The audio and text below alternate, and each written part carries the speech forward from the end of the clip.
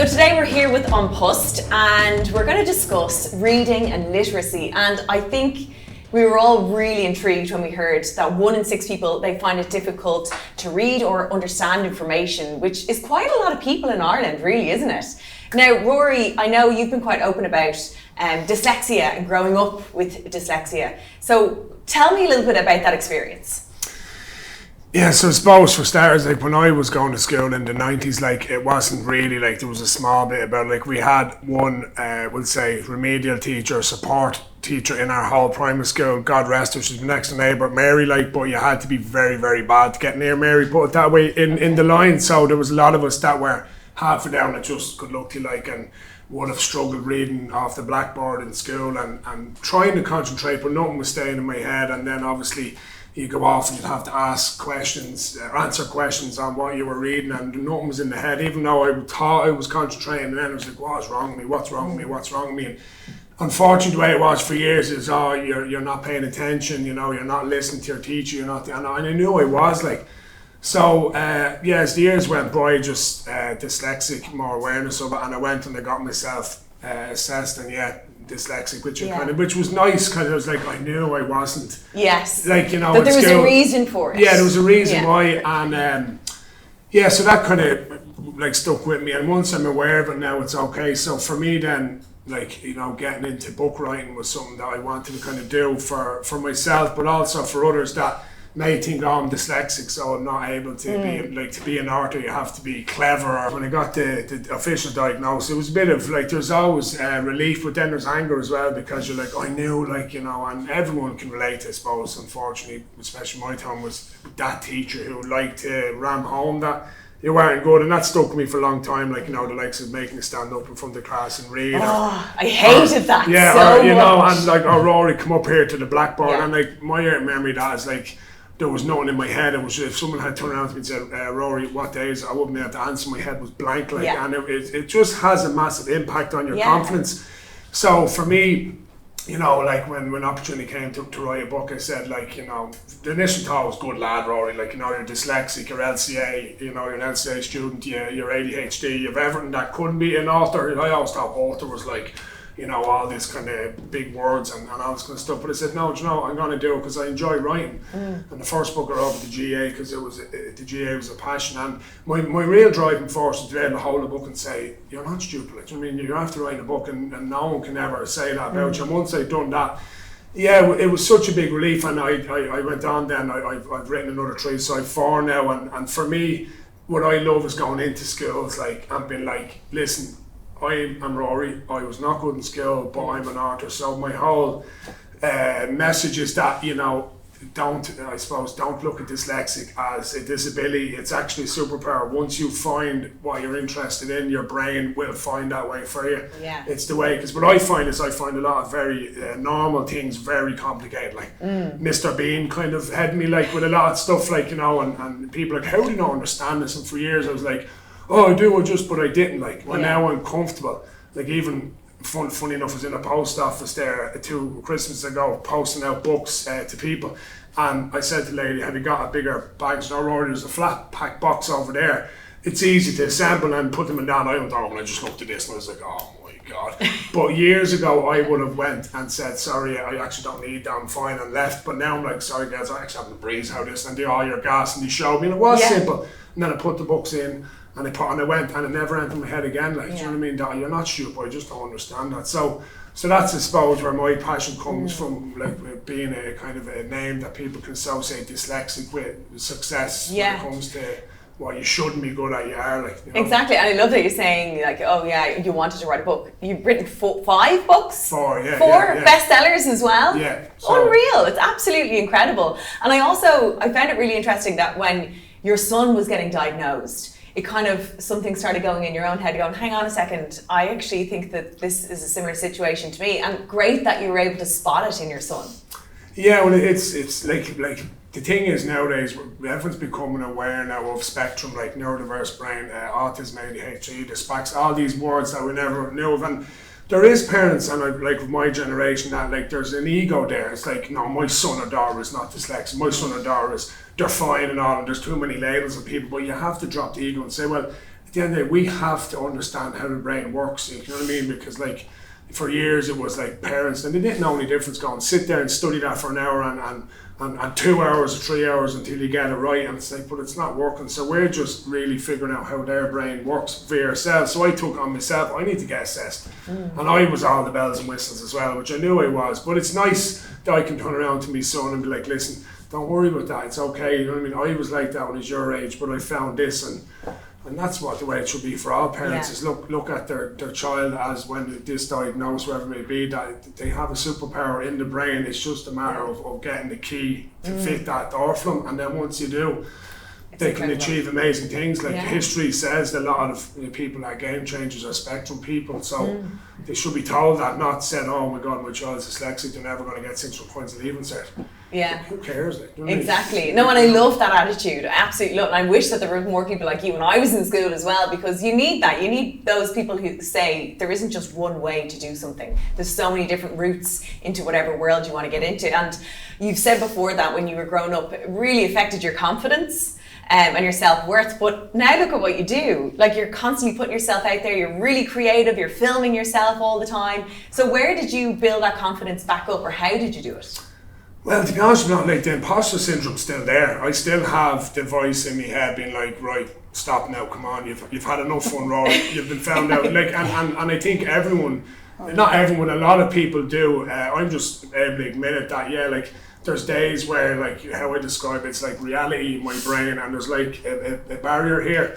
When I'm going through maybe a bit of depression, or which I do stuff with, like, where there's 3 or 4 days where it's like you're useless, and I just have to kind of batten down the hatches 10 days. But I know deep down I'm not, like, and that's where the books are a great thing to, whenever like I'm having a bit of a negative conversation, is look at the books going, you can't be like, you know, you've done this, but that's the ongoing battle, and I think a lot of people can relate to that. No matter what you achieve in life, you'll still not feel good enough, and that's associated a lot with ADHD, for instance, is that kind of like, you know, you're doubting yourself all the time, but it's doubting yourself, but then accepting that, but then still doing what you're going to do. It's like, I acknowledge you're here, negative Nelly as I call it, I get it, you're trying to, but I'm doing it anyway. And that's the battle. That is the battle, and no matter what you achieve, you'll still have the voice telling you, yeah, but you're still, you know, you're not good, and maybe it's because I was told it enough when I was 10 in school. You're told, oh, you'll never do this, and never do that, you're bold, you're disrupted everyone, and maybe that trauma is always there, and I have addressed it, but it doesn't leave you. It still will come knocking every now and again, and you just have to acknowledge and say, yeah, but I'm still going to do it. You're still doing it. You're still pushing forward for that 10-year-old kid. That's it. Like, and there's a saying I love, it's be the person you needed when you were 10, like, and I often, like, would get emotional thinking of me facing the wall in school and knowing that, like, there's lots of, not really nowadays because things have changed, but there's a hell of a lot of young people that face the wall, like Rory when he was in school, and they're in jail now, or they're really struggling on addiction or whatever it may be, and that really makes me sad, because I know if this person had someone to turn them in the right direction, they could be living a different life. That's just unfortunate. Certain people don't have support that others do, and they end up in this exactly kind of, that little bit of guidance is all they need. And actually, Esther, I will talk to you about that, because that's exactly what you do. But Michael, I wanted to come to you next, because your story is so inspiring. It really, really is. Tell us a little bit about your literacy journey. Well, up to the age of 57, I couldn't read or write, and whereas I negotiated through life and happened to stick through life and got that far on, and it is possible to get that far on, not being able to read or write or be literacy challenged. But when I went back to education and started learning, the first step I took was a one-to-one course. And that went on for about 6 months. Now I still had, as Rory said there, I still had the fears of the school of long ago and being put against the wall and not getting homework, and I thought it was great when you weren't getting homework, we were outside playing, and the other ones was doing the homework and in the classroom and all like that.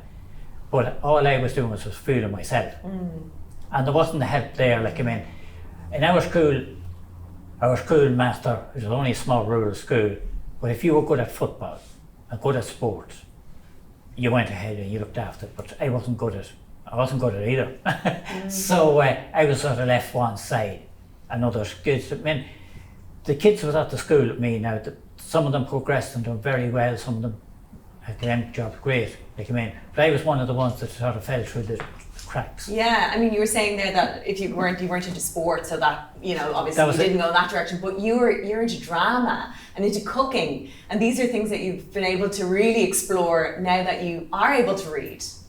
Yes, that's a very good point, because I always had an interest in drama, but when some lady or gent tried to hand you a script to read, I'd look at it and the words just jumbled around. I couldn't read it. So that was one of my dreams taken away. I couldn't achieve anything like that. And the same with cookery. I'd look at pictures in a book of some beautiful dish, some lovely dish, and say, God, we could do that. And then I'd look down through the recipe. I couldn't read what was in the recipe. Read some of the stuff. Yeah. If you're fit to read part of the text, only part of the text, you're not getting the full story. Exactly. And that's what I was. But in improving my confidence, it was a game changer. Yeah, so tell me, what was that moment? When did you take that step to go and learn how to read? Right, that actually, it's funny you say, that has actually happened by accident. And technology was the one that got me back into reading. I had a laptop and I couldn't use it, and there was a class starting up in our local village, and I decided to bring the laptop in, get a class and get to know how to work on it, and it'd be good, great, and be lovely, you know, moving into because I'm there for a decade, like, I mean, there was no technology in when I was a kid, it didn't exist, only the phone on the wall with the handle, but things moved on, but I wasn't moving on in technology. So I brought this in anyway and got it up, and the tutor was there, very nice lady, and I didn't realise that it was a credited course that was going in on. And being a credit course, you had to prepare a portfolio, and that's where the bookie was. Okay. I couldn't read the briefs, and I couldn't complete the portfolio. But our AOL in Cavan, Siobhan McEntee, spotted that. She arranged for one-to-one with me. Amazing. Got that for about 9 months, so absolutely. That's like life-changing. That was life-changing. Yeah. It was scary. But amazing that one person noticed and actually helped you and said, look, let me help you, and we'll fix this, and then we'll get onto the technology, but let's fix this first. But what I was going to do, when I couldn't do the briefs, read the briefs, I said I was going to give up the course. So I was going to walk away. But the tutor was such a chosen person up there, like, I mean, seeing the thing, arranged for the one-to-one. That went on for 6 months. That was unbelievable. Like, I mean, you know, I read a book for a book review, and I didn't like it. But I had to do it as part of the course. Yeah. In the one-to-one. Yeah. And then I moved into a class setting. Now, it was hard going through. The first step across the threshold was bringing back flashings of memory to me when I was in school as a kid. Of course. Not nice flashes. So I was entering into this, I didn't know what I was entering into, put it that way. But when I walked into the door and the gentleman, he was a tutor, he put a hand out, he shook my hand and talked to me, just as a friend, not as a tutor, but as a companion, as a friend, and helped me judge over the first hurdle, and little by little, then that barrier broken. Then I was sent into a class setting. That was another barrier.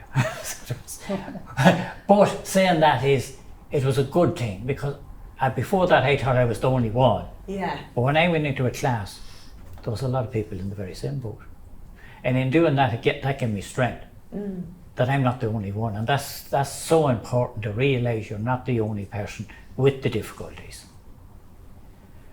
But what it done was, it made me more empowered in myself. I could do things. I could do things. Now, for instance, like, I mean, I wasn't a great sports person, all right. But we'd say there'd be something in the newspaper. We'd say about a particular team, a particular game, particular that. Before that, I just look at it and get a few of the words. But you couldn't hold a conversation.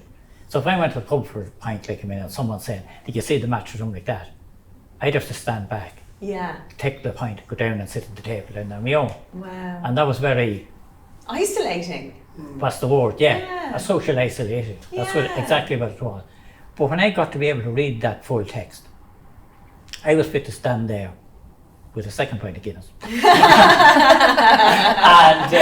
I was sit there and I was fit to have intelligent conversation about what was going on, what I thought, give my opinion, give my feedback. In other words, blend it into the community, blend it in with the people, which empowered me, gave me more confidence, get me back out, things like that, get involved and stuff like that. Yeah. Now at the moment I'm working with, volunteer with a suicide prevention group, a mental health group, GROW, if any of you know it, and I'm on the regional team of that. But I would not be fit to do that if I had literacy difficulties. You had to do, put it this way, you had to do a Garda vetting for things like that. I couldn't have done that. Of course, and as well, you've taken to the stage. You wouldn't have been able to do that. You're well able to read the scripts now, and you can read all the recipes. So you're going to have us all over and make a lovely meal for us, are you? I don't know about a lovely meal, but I can read the recipes, yes. And I enjoyed being on the stage. I enjoyed that because it's something. If something you desire to do for all your life, but it was hindered because you couldn't read the script, because you couldn't do like that, you were diminishing your own abilities. You were holding yourself back. And also another thing is a taboo. You weren't going to put up, back when I was younger, you weren't going to put a sticker on your forehead. I can't read. Yeah. You weren't going to do that, You just got on and things like that. Now I'll tell you another one just that happened, an interesting one. In playing darts, and you have to write down the scores on the scoreboard. I'm good enough at darts, but we have a problem with the pen written on the scoreboard. And I used to get someone else to do it. But it's sort of someone else to do it. I don't know what I'd put down like that, but it sort of was taking the power away from me that I couldn't do it. I got a double 20 or something like that. I wasn't fit to put it down on the board. But someone else could put it down on the board. But that was taking my sort of bit of enjoyment away. That kind of thing. It's only little things that build into, while little things build into something much bigger. And it opens up a complete new door to me and to anyone. And Rory said that too. It opens up a complete new door to me because there's still people slipping through the cracks, and there will be. But it has improved greatly. There's no doubt about it. But I mean, I was in the school in the late 50s, early 60s, and it was pretty poor. You know, the way kids were treated and all like that. It was very, so taking the step, as I said earlier, taking the step back into education was a massive step. Yeah. It was a massive step. And the most important step that you've made in your life, probably, going back to education. Yeah, probably was enough, because it has opened a lot of doors. I can read books now.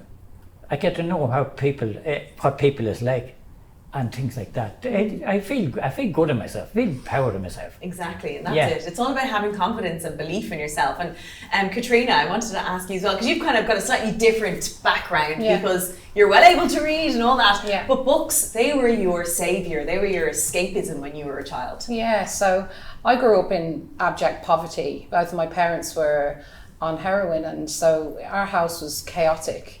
But my dad was an avid reader. In all of the chaos, he gifted me with the ability to read from very young.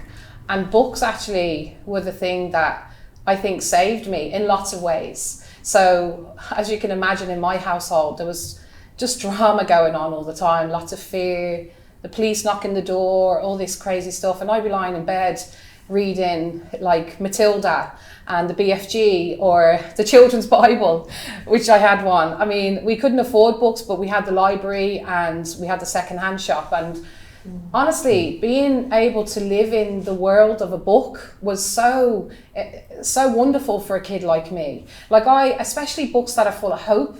So like for me, Matilda, the BFG, I always used to lie there thinking someone's going to come and rescue me from this life. Now, obviously that's not what happens, but I think sometimes it's important that we have escapism and hope.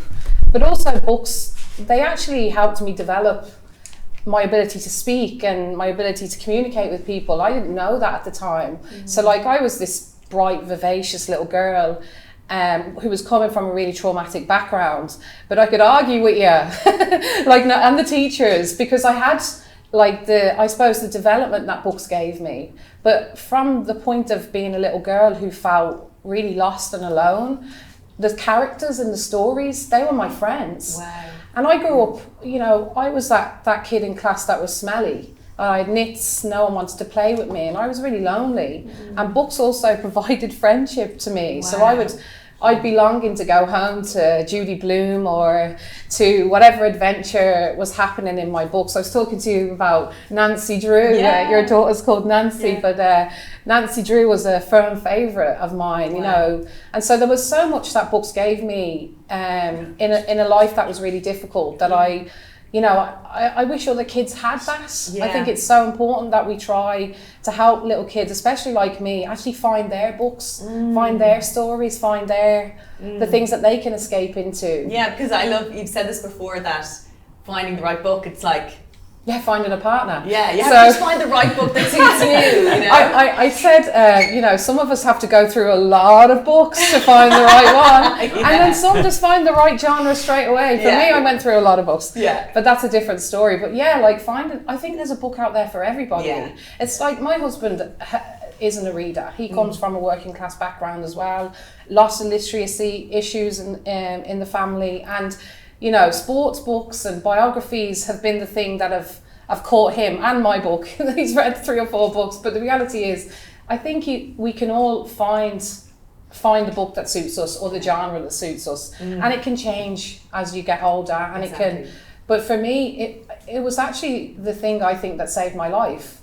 Like, if you imagine, I was this lonely little girl lying in the top bunk, listening to all this drama and this misery downstairs, and I would be lying there and I'd open a book and it would all be gone. And it was really hopeful, most of the stories that I read. I only got into the dark stories as I got older, but as a kid it was all hope, all hopeful. What would you have done if you didn't have those books? I don't know, and I don't know actually what I would have done. I think I did, I was quite destructive as a kid as well. There was, behavioural stuff going on as well, but I think it would have been a lot worse. And what was great with me in education, kind of a little bit different to Rory. So I had a couple of really horrible experiences with teachers who actually tried to take books away from me.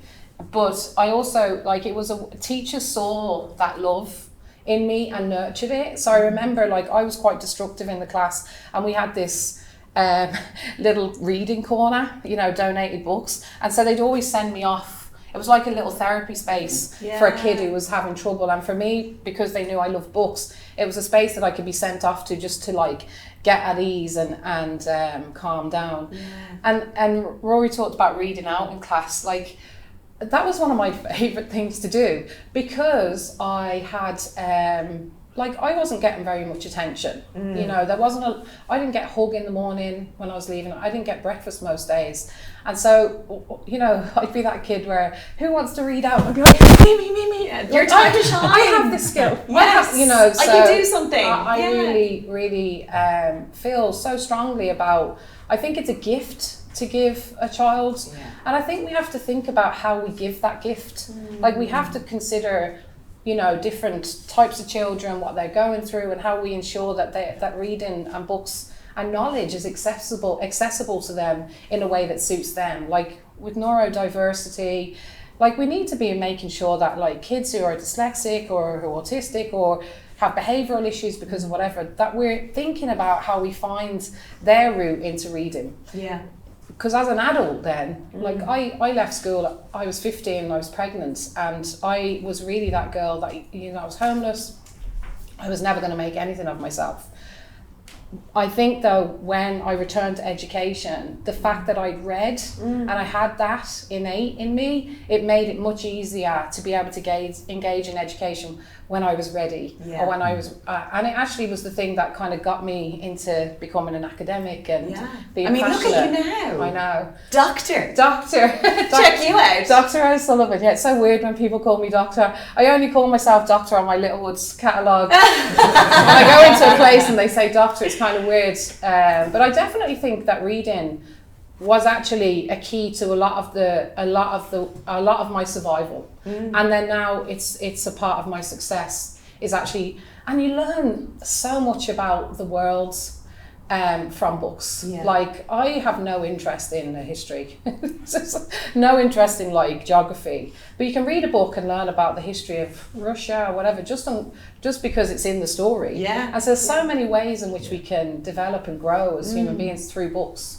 Yeah, I mean, you've written your book's actually sitting there on the Yeah, table, so uh-huh. it's amazing. Like, how did that feel for you?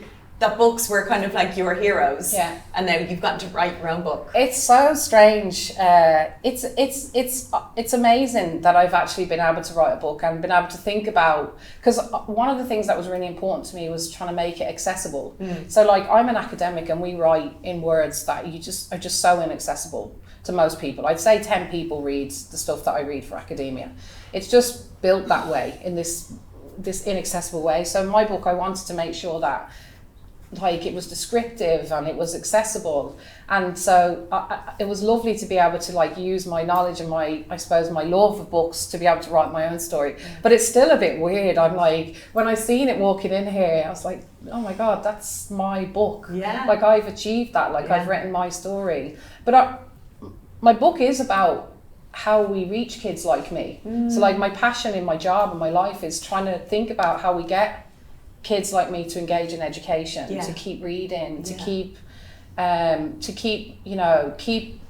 committed when life kind of doesn't make it easy, or when education itself doesn't make it easy. Yeah. And Katriona, it's so interesting because all of you, in fact, have mentioned that little kid who felt isolated or who was othered, and it's all about education and spotting those kids, isn't it? And Esther, the work that you do, that's what it's all about. It's all about education and finding those people who need the help. And actually the word that you use is accessible. It's probably two parts to it. There's the piece where there are people that struggle, but there's also the part where actually we make it very difficult for people sometimes to access information. Like you've mentioned, the academia and that kind of writing. A lot of government stuff is kind of difficult to decode. Yeah. So if we make that more accessible, it would already be much easier for people to struggle, or a lot of stuff gone digital. Yes. So you get the little QR code. God love you if you don't know what to do with a QR code. Yeah. Or you don't have a smartphone and you don't know what does it mean. The menu is a little QR code. You kind of suddenly don't know. Yeah. And it's probably similar, that's the digital piece, but it's probably similar then when you are struggling with a code of writing or the code of reading. And yes, I'm probably very fortunate in, I started as a secondary school teacher, but in Ireland ended up working in adult education, and it's just been a pure joy because I can see the difference it makes when you connect with somebody and they've taken that brave step of starting this journey. Because learning, you will know that, Michael, it's not easy. It is like learning a new language. It's a whole new code that you need to decipher and know the rules that make it work, and kind of together with that there often is a lot of psychological stuff that comes. And I mean, like you've mentioned, that it is that little girl that was told you're not good enough, or you're not knowing as much as X or Y. And it's that conversation very often amongst peers who have experienced the same thing and say, oh, it's not me. All of us were feeling like that. And there's a kind of a medicine in that. Absolutely. Because suddenly you see, okay, there's a lot of other people, and there is a way of working with this together so that I can experience the beautiful things that you've mentioned. I can now read the cookbook, and I can now make the recipe or script or perform, which was a dream. So it's that kind of that piece when you see that in people and the connections that exist between people as they grow together. It's just a really, it's a privilege. It's a beautiful thing. Yeah, it is. So the first step, there's lots of people watching this right now and they're inspired, they're nervous, they're scared to take that first step. What is the first step? It could be different for different people, but it is usually a phone call. You can make it yourself, or somebody else can make it, or it is going into an education centre. And having worked in Irish adult education for nearly 30 years now, you can be assured of a welcome. Okay. And it is small groups. It's very often a one-to-one start off, depending on what that initial conversation with the educator means. It could be the literacy organizer, it could be a resource person, it could be a tutor that will help you unpack what it is that you would like to start on. And I've done strange things in my life. I've learned about cooking, I've learned about artificial insemination, I've learned about donkeys and all kinds of things, because what the student wants to do is what you work with, because that's what you were saying, what it is that interests you is what you would want to read about.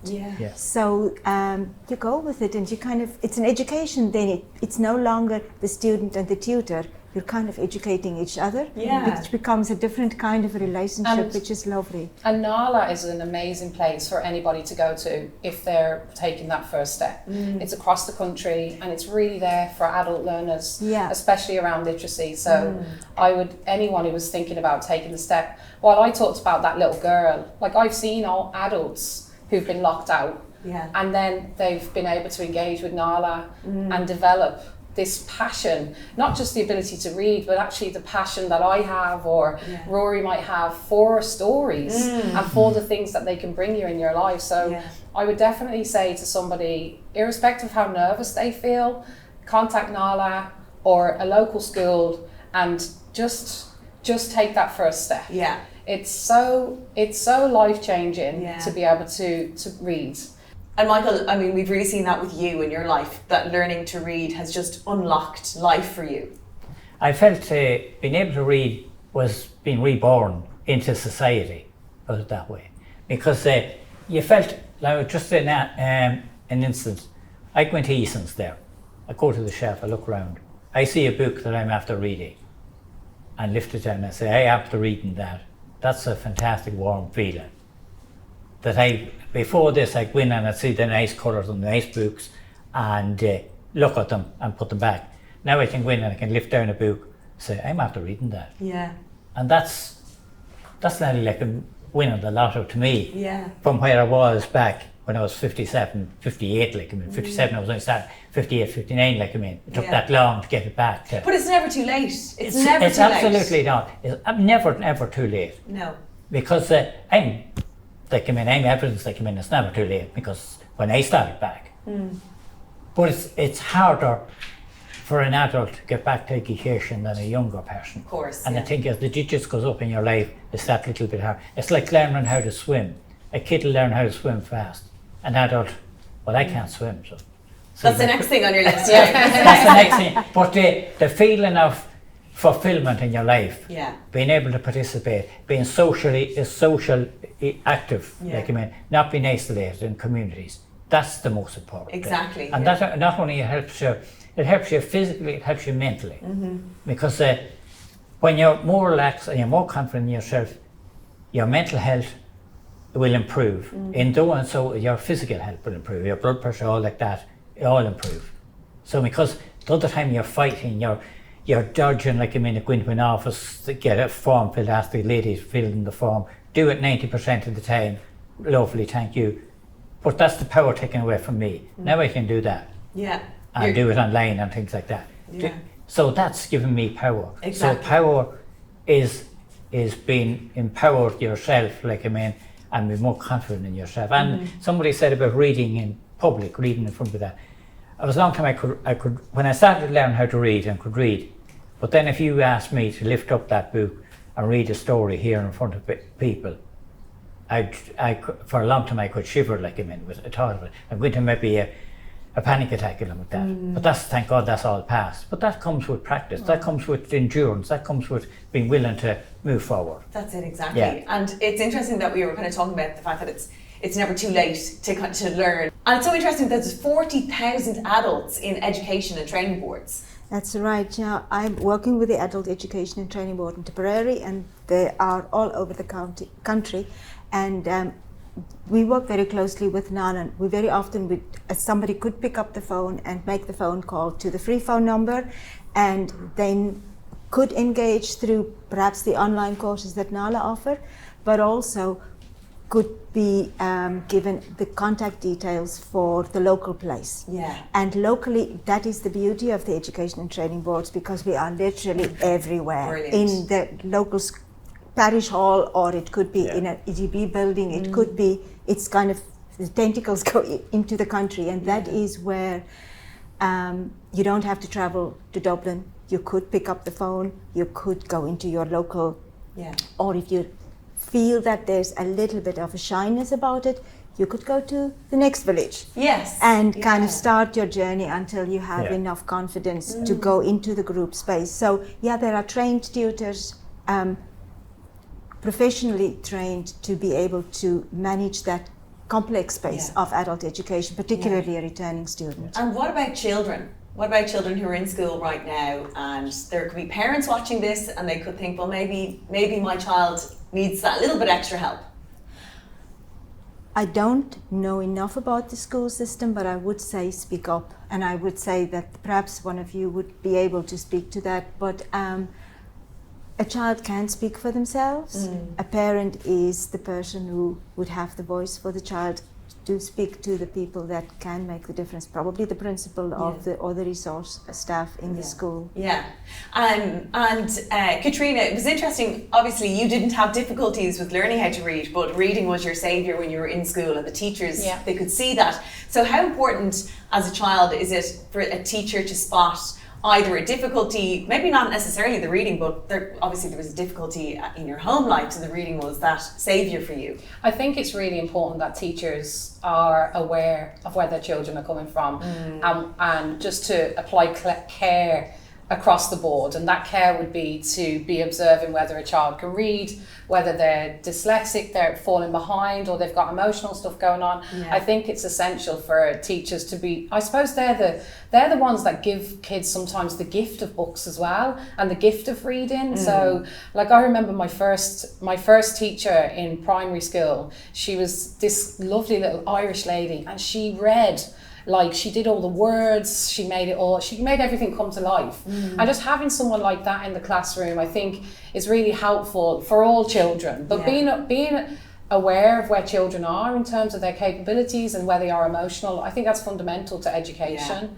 It's funny, and there's so many, there's so many reading activities that are going on outside of schools. So like parents can get involved in going to the library from a really young age with their children if they want to.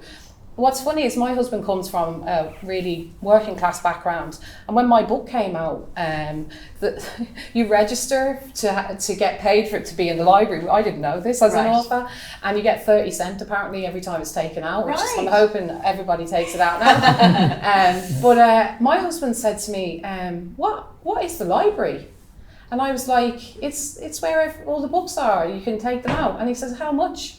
I said, it's a free resource. His whole life, he never knew that the library was available. And he was like, then why do people buy books? And I was like, shh. Because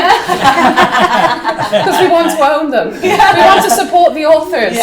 But it's funny how, what's going on in our communities, what's available to people in terms of access to books. It's not really told to everybody. And generally, you have to be quite, privileged, or to have it in your family for you to actually be given the gift of reading. And so I do think we have to think creatively about how we make sure that people have information and access to the information in schools, communities, and lots of different ways. And it's funny, when I was a kid, because I have dyslexia, when I was a kid, the library was such a scary place for me, because I'd walk in and you could just smell the books, and I was like, there's just walls and walls and walls of books that I can't read, or I'm afraid to read. And it's just it has such an effect on your confidence. And Rory, you were kind of saying that, getting up, standing up in class and having to read out loud, the amount of times that traumatized me as a kid. And I went to Irish school, so I had 2 languages to deal with, but it was just, and it has always stuck with me. And I don't know how I've ended up doing TV and radio,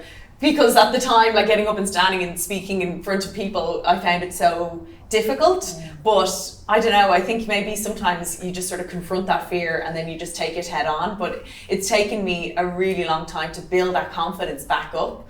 And I think you're right as well, Rory, just admitting that you have this thing. I don't even like saying a difficulty. I actually don't even like calling dyslexia a difficulty or a problem. But if you Superpower. it's a superpower to say, well, oh, I have dyslexia because that's why it might take me a little bit longer to learn what I'm saying here in the teleprompter. Just give me 2 more minutes. And once you say it, it's fine. You've taken the power back, and nobody else gives it a second thought. You're the only person really thinking about it. So it's just, it's interesting, isn't it, when you kind of look back at that little kid? Yeah. Even now, like you were saying about the, what's it called, the all cue, say, on television where you have your script, like. Yeah.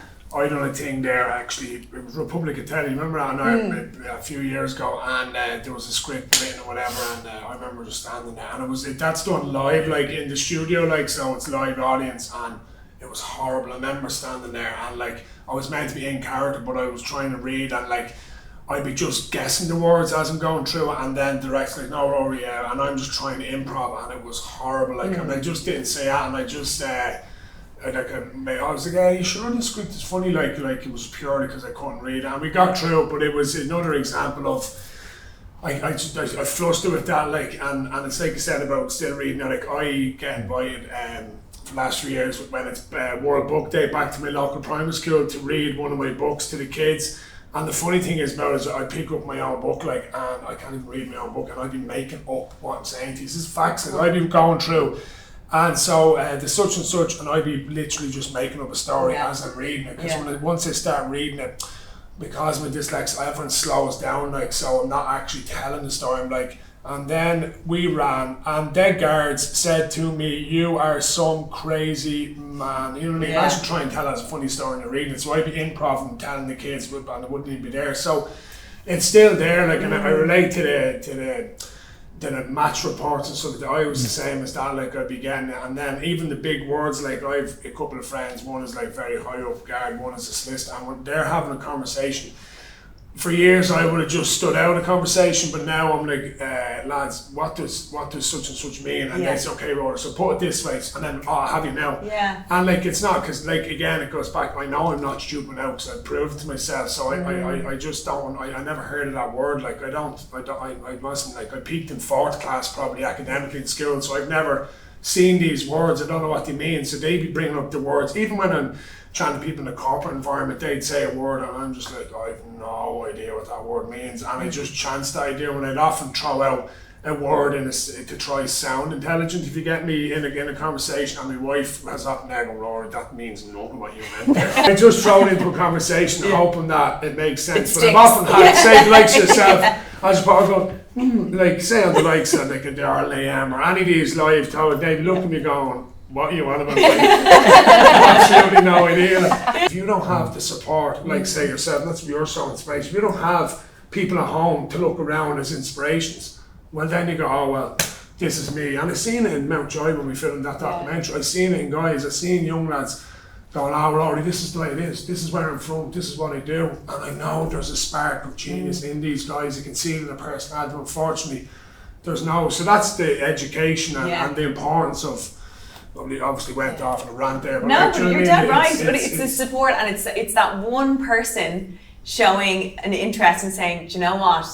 You're not stupid. You can do this. We just have to find your passion. Well, like she's perfect example, and like she lifesaver, and God knows how many other people she's done that for. Yeah, I hope that. That's one of the reasons. So, like, writing a book about my life is really open and it's vulnerable, but like I really wanted, so like despite the fact I could read and I was advanced reading, I left school at 15 thinking I was stupid because I couldn't do the Leaving Cert, I couldn't sit still, I was the messer, I was more interested in boys than the books, but I was really intelligent, but school taught me I wasn't, despite the fact that I could read and I was really bright.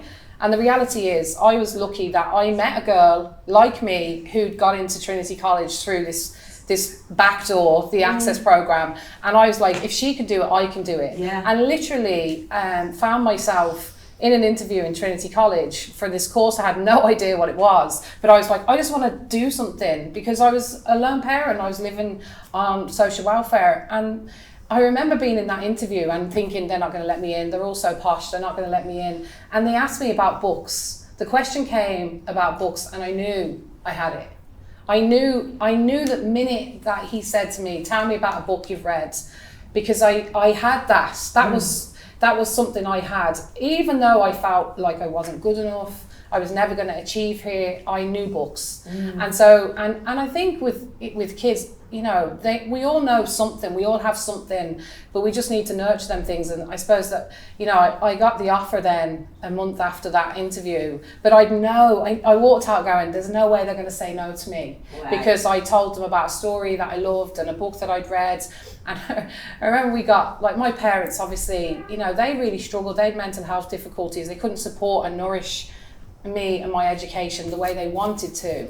But the day we got the offer, my dad, we got the letter, and he framed the letter of offer because it was like, you know, this is something sorry, I'm getting emotional. Yeah. This is something special. Yeah. And I genuinely feel like it, despite the fact that I was let down by education and teachers along the way, that books and the thing that gift that was given to me along my life came into play at really important times and helped me transform my life. Now, there was other things in the system that also supported me, like grants and childcare support and free therapy and all these other things, but having been gifted the love of books really gave me this, you know, this ability to get through. And I worry like that we're not as focused on making them as accessible and stories accessible. Like my husband, I've said about my husband loads of times, obviously I love my husband, but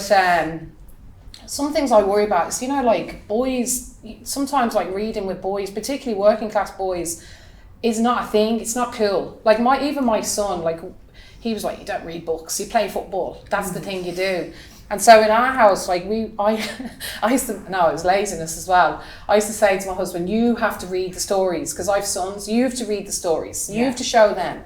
Yeah. So like Dave didn't really read, but he used to go up every night and get the Mr. Man book out, because like it was really important to me in my house and my home that we tried to encourage the lads to be involved in books, and it worked. Yeah. You know, so Dave used to have to trot up. So while I said he didn't read loads of books, he's read loads of Mr. Men. He's read loads of them. But I mean, trying to think about how we reach kids is so important as well. It's not just one size fits all. Absolutely. I think you wanted to jump in. I wanted to jump in here. Actually, some of the very interesting things that we do in the Education and Training Board is called family learning, where we work with the parents, and very often in day schools or in any school is really interested in, where a tutor would go into a school setting where parents have come together, and it's a very fun thing. It could start with yoga, or it could start with something with craft, and then slowly, when people get comfortable with one another and the trust relationship is built up, they can then move into kind of, okay, perhaps we can do a bit of computers, or perhaps a bit of, and then in a situation like that, it could potentially be picked up, like if somebody has a particular challenge, then they could be kind of shown the right direction. And it is actually a great way of empowering the parent to empower the child, so that they suddenly don't realize they're the initial teachers of the child that can actually open all those doors. So a parent that talks to the child, breaks with the child, goes walking with the child and talks, actually gives a lot of those gifts that prepares the child for the learning in the school as well. And it's wonderful. It really is. Yeah. And what's really important to remember is that there's over 40,000 adults in education and training boards. So you're really not alone. I mean, you do feel very isolated, I think, sometimes if you are having difficulties. But when you think about that number, there's so many other people out there who are in the same boat as you. And as you mentioned, Michael, when you step into a class and there's other people there who feel the same way as you, that's actually really empowering as well. So before we finish off, I'm just going to ask you all for one piece of advice for anyone who's watching right now. So, Rory.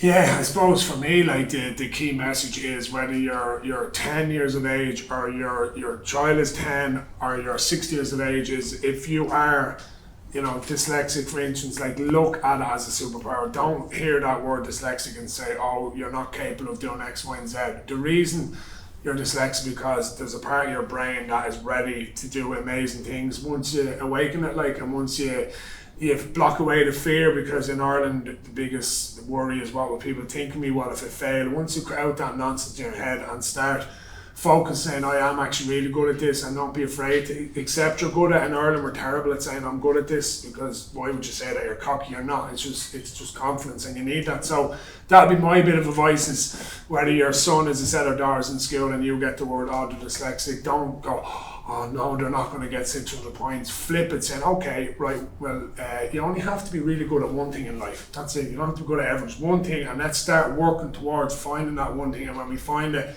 you know, stick plenty of diesel in the engine and off you go, like, and you'll be able to do amazing things. Like, so that's my advice anyway. Yeah. Perfect. I love that. Now, Katriona, what's your piece of advice? I would think about books like a partner. You know, we're taught very young that books are like a chore, things that we have to get through in school.